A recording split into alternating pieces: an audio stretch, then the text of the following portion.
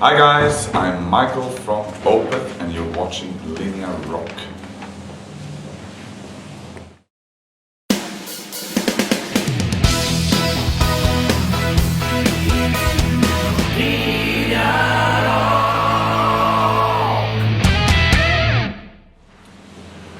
Hello Michael. Hello. Welcome to Milan and welcome back to Linear Rock. Thank you very much. Okay, so we're here talking about Sorceress, which is the 12th studio album by Opeth, which is both heavy and calm. A record which you described as your favorite ever album by Opeth, as Opeth #1 fan as you are. Would you define it like pure Opeth or something very new from your point of view as Opeth #1 fan? Well, it's as pure Opeth as any other record, I think. I've been in the band since we started making records. I'm on all the albums. I played with all the members. Yes. For me, yeah, it's as much Opeth as any other record. It just happens to be the latest, and it's the one that the newest one. It always feels more fresh. Yeah, it's more fresh. So I think it'll take some time for it to settle in the discography, where I can give a more of an unbiased type of opinion, you know. But I really love it. I think it's a great record, a good step forward for us. It's a bit different than the others. A different sound, different songs, different performances. I think we took it up a notch with this one. But I'm not putting down any of the previous records as being worse, so to speak. I just happen to like this new one the best right now. The promo biography tells that this is a kaleidoscope of unheard soundscapes. Mm-hmm. Is that the correct definition? Well, I didn't wrote that. Okay, it's not your fault. It sounds good. I mean, you know, like record label people or whatever. You know, I think they're sometimes grasping at straws, trying to define whatever band that they're talking about. But that sounded nice. I don't have a problem with that. I love the word kaleidoscope, so that's nice. Is it correct that jazz music is your favorite kind of music to listen to at the moment? Yeah, well, at the moment, yes. Okay. Well, it's the like new record, anyways. I mean, there's so much. I mean, it's an intimidating genre to get into because there's so much. But I've been listening to jazz for quite some time actually.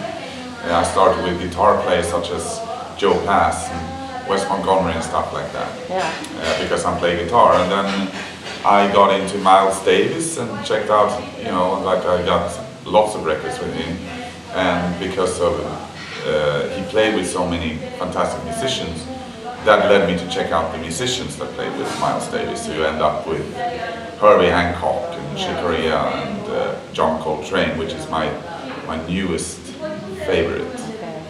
Much thanks to my girlfriend who introduced. Like I had the Love Supreme, and I thought it was a bit of a difficult listen.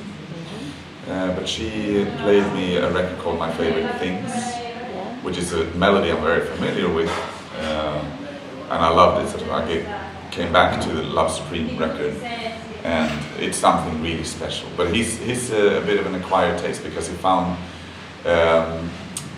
he became spiritual, and then the records, you know, some of those crazy records that he did in the middle of this, whatever he was, you know, his mindset was, it's a difficult listen, some of them. There's a record he put out called Ascension that has lots of jazz stars playing, and it's just noise basically to me. Okay. And I'm really irritated that I don't understand it. So I guess I have to play it more, but it's just, I hated it, to be honest. It's like, this is shit. But it can't be shit. Okay. You know, so I'm really pushing myself. That's something that you're not catching. Yeah, I'm too stupid maybe to get it. No, you know, come so on. I'm gonna listen more. 2 songs have been given the name Sorceress. Why this choice, and do they come from the same inspiration, like a part of a whole? And why these songs in particular are the title tracks? Well, I came up with the title Sorceress, and I had a song which eventually was called Sorceress 2, and I always wanted it to be called Sorceress, but then I wrote another song, the first song on the record, or the second title on the record, and I sang Sorceress in the lyrics, and I figured that's also a good title for this song. So maybe I should. I've done this part 1, part 2 before. Like there's a song on Blackwater Park called Patterns in the Ivy, and then I recorded another song called Patterns in the Ivy too. So I've done it before, and I just felt like I couldn't come up with a. I really wanted both to be called Sorceress. So it was not just a lack of ideas for titles. You know? Okay. I really wanted them to be called Sorceress, so that's why. And the same. And they're each other's paradox too. Yes. One is really heavy, and the lyrics are a bit attacking, almost mean lyrics, while the other one is more gentle, or much more gentle, and the lyrics are more longing, you know, like you miss someone or something. So they're each other's paradox. So part 1 and part 2 is because one came before the other, or? Pretty much. Okay. Yeah. Okay. And same thing happens to the opener, Persephone, which ends the album also in another version, the Slight Return edition. Yeah. 2 pieces again, same title. What's the story behind this? Well, I always wanted, since the get-go, I wanted some spoken word on the record, and I love intros and I love outros. It gives the record a nice frame, in my opinion. So we were discussing between the guys in the band, myself and the engineer, Tom. Initially I wanted a male voice and a female voice, but then we, like, maybe it was lack of time, we just kind of forgot about it, and then I was like, fuck, you know, I need that spoken word thing, what can we do? So I asked Tom if he knew someone that had a nice voice, and he did, back in Bath, where he lives, or is surrounding there. And I stumbled upon the Persephone legend and read a little bit, and that could work with the Sorceress title, I figured. Basically it's the same person reading these two, and again it's a paradox. The beginning, the first Persephone, the intro, the character is a bit more outraged, not in a good place, but in the end she is calm. Is there any new song that you are more proud of, which stands out, and that you have the vision that it's going to become an Opeth classics, during the live shows? Well, classics and being proud of is two different things for me, because classics I can't decide. That's for the audience to decide, and I think the title track will probably become a song that will trademark Opeth song. Yeah, well, I wouldn't, not sure a trademark, but it will probably be deemed a classic eventually, because we're going to play it a lot. A lot of people are going to hear it. It's a title track, but it's not like, I love that song, I love it, but it's my favorite song of the record is a song called A Fleeting Glance, because that's the most different song, one of the most different songs I've ever written. And I also love the song Era, the last song on there. For the same reason, it's more 80s sounding to me, and I've never really done that. And Strange Brew, which is a collaboration between myself and Frederick. He came up with what eventually became the theme, and I filled in the rest pretty much. So that's a really good song. I love them all. You recorded once again at Rockfield Studios in Wales, famous studio used in the 70s by a lot of bands, Queen, Mikael Åkerfeldt, Black Sabbath, Judas Priest and Rush, among others. Are these classic bands one of the reasons why, behind this choice of picking that particular studio? I wouldn't say so, actually. I mean, I don't think that we're going to be infected by some genius spirits or something, like, because we're in the same studio like some of these legendary artists have been. But we just wanted a studio that's good, that's in working order, which Rockfield is. But the main reason why we went there is because it's out in the middle of nowhere. There's no distractions. You live there basically, they cook for you there. So we didn't even have to leave, And we recorded in Stockholm before, and that was worked fine. But then you have the cell phones and the subways and the people and that kind of stuff. Like at Rockfield, you live with the music, 100%, and the 5 of us plus the engineer. So that's it was great for us. Like we connect with the music in a different way than when you're distracted by other things, and connect with each other. Not like in that sense that everybody's supporting one another, and that's something I think is very important for this band. I read also that it took like 6 months writing the new songs, but then just 12 days to record them. Is that correct? Yeah. And when you enter the studio, actually you always have a so clear vision of the whole process, and actually you never change anything from writing, and it's always so quick for you? No, we changed things. I mean, all the songs were written and everything was done. We had a demo version of the album that everybody in the band could listen to and learn the songs, because we don't really rehearse as a band before recording. But things always change, because my idea on the demo stage, might change my mind. Okay. Or maybe something doesn't really work. When we exchange these synthetic sounds to humans playing it, because I record with whatever computer stuff. Sure. So things change in the studio, but the bulk of the material remains the same. Okay. I would say it's just small details that we change. Okay. This is the first album on Nuclear Blast distribution. Actually, you still have your own imprint with your own record label, which I hope I pronounce it correct, which is Mother Bolaget. That's correct. Okay, cool. Is that because you want to maintain like a full control, because full control is the key?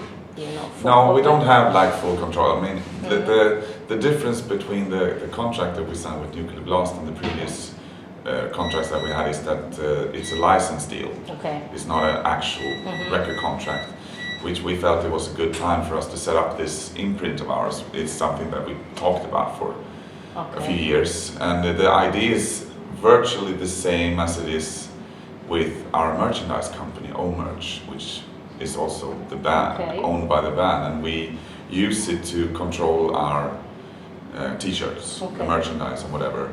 And eventually we started signing other bands too, so we have other bands signed to O-Merch. But like with the Moderbolaget, the record label, we, eventually when the rights, copyrights and all that kind of things expire, there's a time for all those older records. When they come back to us, we can put them out through our own imprint. We can do solo records, we can do side projects, and we can sign other bands eventually. But that's pretty far off right now. So far we're just gonna take care of our thing, and it is a great collaboration with Nuclear Blast. So the imprint right now is just a name. Okay. And concerning the production, which is never a detail for Opeth, why at some point of your career you decided, to do it on your own, and why in that particular moment? Can you repeat that question?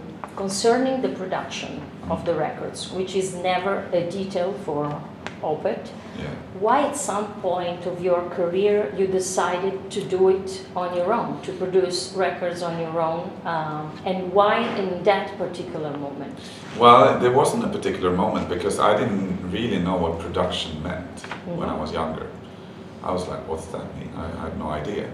But every record that we put out has been produced by the band. And me in particular, because I wrote the songs. And a producer in the music sense, like they come in and they have some type of veto, and that's we never had that. And all the guys that are associated with Opeth, like Don Swan in the beginning, he was more of an engineer than a producer. Of course he had suggestions. Steven Wilson, same thing there. He came in a later stage during the recordings of the 3 records that we worked together with him, when he was actually in the studio, Blackwater Park, Deliverance, Damnation. He came in for the vocals and helped me come up with vocal ideas. So it was a bit more of like, but I would never, he never said like, you're gonna do this. Okay. he said like, this might be a good idea. And then if we liked it, yeah, we went for it. So all the guys that ever worked with us, nobody has been a producer more so than myself and the guys in the band.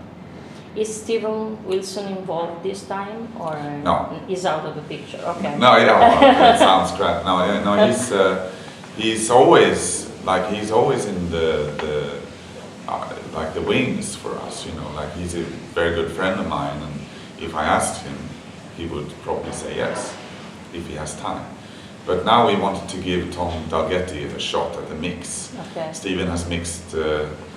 He mixed Heritage, he mixed Pale Communion, and now we wanted to give Tom Dalgetti the chance to mix this album because he was engineering it. So we figured like let's try him out, and that worked fine, I think.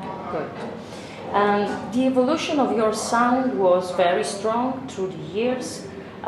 Do the research on the sound comes first for Opeth at any new album, or the arrangements actually reflect the mood, you know, the songs after the approach to songwriting? Well, my songwriting, like I don't really know how other people do it, you know, but for me, you know, I gather up influences and inspirations through my record collecting, basically. Okay. And like I try not to rip bands off, you know, but every now and then I do.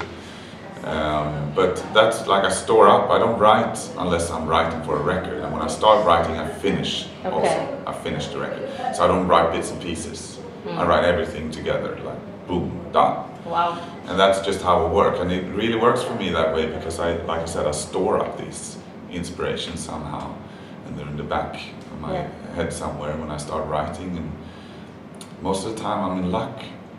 And do lyrics come first, or I mean, there's no rule? This time around, and maybe for the last record too, I think, I can't remember, but I wrote the lyrics as I was writing the song. Okay. So if I had, you know, part of a song finished and I'm gonna do some vocals on it, I wrote the actual lyrics right away, because I realized with like how I worked in the past, I always wrote mock lyrics taken from the newspaper or taken from a book or some other band, just to have something to sing. And then the idea was to replace those lyrics with actual lyrics that were a bit better. Okay. But then when I did, it didn't sound as good as those fun lyrics, if you know what I mean. So like I learned from that mistake, or whatever you could call it, and I started writing the actual lyrics right away. Good. And concerning Storm Corrosion project, will there be a second album, or that was definitely a one-shot experience? There might be a second album, you know, but it's one of those things like that was a labor of love, you could say. Like me and Steve, we've been talking about writing music together because we had worked together quite a few times. I've been on his records and he's been on our records, of course, but we never actually wrote music together. So that's why Storm Corrosion even exists, is because both me and him wanted to write together. And it was really fun. It was a fun record to make, and it was so real time that it was scary. We just sat down and I came up with something and he came up with something and we recorded it, and that was a song, you know. Like it was done like that. So do you think that's something that can happen again? I mean, or it yeah, was like a special moment that you captured? No, I know that it can happen again. It's just that, you know, like it's not the priority. Like it's something that we did it for fun, basically, and for the love of music. So if we do it again, it will be when we completely like the schedules are empty. There's nothing happening. Okay. We have lots of time, and then like we're not afraid of failure either. Like if it doesn't work, if we try and it doesn't work, it doesn't really matter, you know. Is it correct that Mike Portnoy was involved at some point and then it ended up not being part of it? What happened? Well, Mike, same thing. Mike and I, like he's also a good friend of mine, and we talked several times about doing something together, and he heard about me and Steven doing this, and he said, I want to play drums, figuring that it's going to be drums on there. But what happened was that there's not a lot of drums on there. Okay. So there's just a beat sometime, like on the ride cymbal, and you know, one song instead of drums, keeping the beat with the string on the guitar. Yeah. Last song on the album. So that was a choice, not because there wasn't a drummer around. No, like there's drums on one Okay. song. There's like a little bit of drums on some songs, which was played by Gavin Harrison at the end of the day. But like Gavin came in like a session musician, just did it, and he has no kind of connection with the project other than that he was brought in to do that. Yeah. But the idea, like if you bring in a guy like Mike, it becomes a band situation, and Mike's a workaholic too, and you don't bring in Mike Portnoy to play the right cymbal. Okay. Yes. So I think I agree. He's a great drummer, Yeah. and I would love to do something, but with him sometime. But that wasn't a drum record, so he would probably be a bit upset if that was all he's gonna do, And is it actually that experience with Storm Corrosion like something like an escape for you, or is simply just another way to express yourself? Well, from me or Steven, there was no need to express. Like he's a friend, and I every now and then I go over to the UK and we go out record shopping, have dinner, and talk shit, And that's like Storm Corrosion is the result of us playing. Like if like kids play with Lego or Star Wars figures or whatever. Me and Stevie, like we hang out, we write music together. So that's what it was. It wasn't.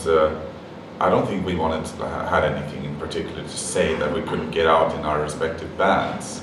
It was just fun, basically. Okay. But it was like the thing that happened with Storm Corrosion is that the result was so odd to anything that especially I had done before, that it became something bigger than just a result of a good having fun. Yeah. It became, as far as I'm concerned, a fairly new genre of music, which is something, and I'm pretty well, like I know a lot of music and I listen to a lot of different styles of music, and the closest thing that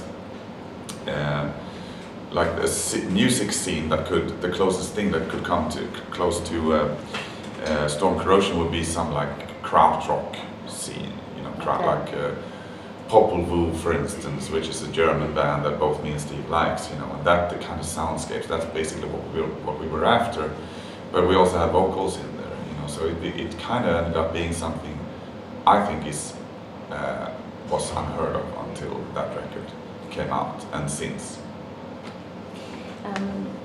Concerning the strong inspiration that prog from the 70s has in the curse of Opeth music, is there any band of the Italian prog scene of the classic years back in the days that you like and consider an inspiration? Many Okay. bands. Now I collect. Italian progressive music is the most difficult to find and the most expensive to acquire, but I have a lot of stuff. Garibaldi. I write columns in Sweden Rock magazine, and every now and then I write about an Italian band. Mm-hmm. So I wrote about a band called Semiramis. Yes. I can't pronounce it. Dedicato a Fraz or something like that. Okay. Weird, ugly sleeve, but lovely album. So Garibaldi, PFM, of course. They were my first introduction to Italian prog. Banco, Le Orme. Balletto di Bronzo. Balletto di Bronzo, Yeah. really heavy. Biglietto per l'inferno. Neutrals, yeah, I have that record. Yeah. My latest love is, which I talked a lot about in Italy, especially when I do interviews, is a band called Il Paese dei Balocchi, Okay. which I really love. Amazing record. Messier Rosenbach, or Yeah. Bach, Yeah. Goblin, of course, Yeah. Cherry 5. I invited Claudio Simonetti and his guys to play with us in Holland. Tried to get the Cherry 5 record from him, but he said no. But Circus 2000 is another band I absolutely love. Jet. Do you know Jet? Yeah. Okay. Yeah. Fede, what's it called? Fede, Speranza, Carità. Yeah, Yes. I have that one, really heavy one with the Yeah. chalice on Right. the cover. Cool. And I have a lot of stuff. Dracula, Yes. Well, okay. Lehman. Did I A mention lot that? of things. Okay. Yeah, and I have shitloads actually. But if you had to pick one band in particular, from the Italian scene, Difficult. Difficult. I have to okay, say Goblin. Okay. But Because I have the most records with them. But like I said, my most recent discovery that really blew my mind was Il Paese del Rock. Okay. Last question for today. So 26 years of Opeth with you, Michael, at the helm. Last time I spoke to you, actually it was here at the Alcatraz in Milan. I was standing up. Yes, you were standing. It was 5 years ago, and you stated, Opeth is a democracy that I control. Did this attitude ever get you in trouble with some of your partners? No, not really. They're very diplomatic though. They're I would like to say that they probably trust me with things, and I'm very headstrong when it comes to the creative side. Okay. All the like now we're on tour. I'm just a puppet. I'm putty in everybody's hands. I do whatever I'm told and that kind of stuff. But when it comes to the creative side, I'm really, I can't. We never fought about anything, like in that sense. That they have never said to me that this song or whatever is shit. One thing has happened, and it wasn't a fight or anything like that. It was basically Martin Mendes telling me the truth. Because I wrote music that he said it's good, but it's not really what we should be doing. Okay. He said it's not what you should be writing. And I knew it, but I just kind of fooled myself a little bit. But that happened. So they're not afraid of telling me things, if you know what I mean. But most of the time, they trust me. That's good. That's the key of everything. Yeah, and I trust them. I need them. It's not like they're disposable to me. They're, every lineup that we ever had, my intention was always to keep that intact until we die, basically. Okay. But people change. Yes. That's just how it is. And sure, I fired people, and people have left the band, and maybe some of them have, bad things to say about me or whatever. They didn't get to express their musicality, whatever they can say, And that's partly true, and they're not in the band anymore. But the way I see it, everybody that's been in the band who left or was fired, ultimately it was their choice. You don't get fired for nothing, Yeah. And if you leave, you're like we try to resolve everything with each individual that's been in the band and that's left. We try to keep them there, or try to get them back on their feet, or try to make them understand whatever. And always been, close, very close to each member. Okay. But now it's a group of guys that are done with it's not children anymore. This is guys who have committed to being musicians long time ago and never strayed from that idea. Well, a lot of the other guys in the past, they have always had something else, studies or whatever it might have been, that kind of took them away from music, if you know what I mean. But now it's like everybody's done with their soul search.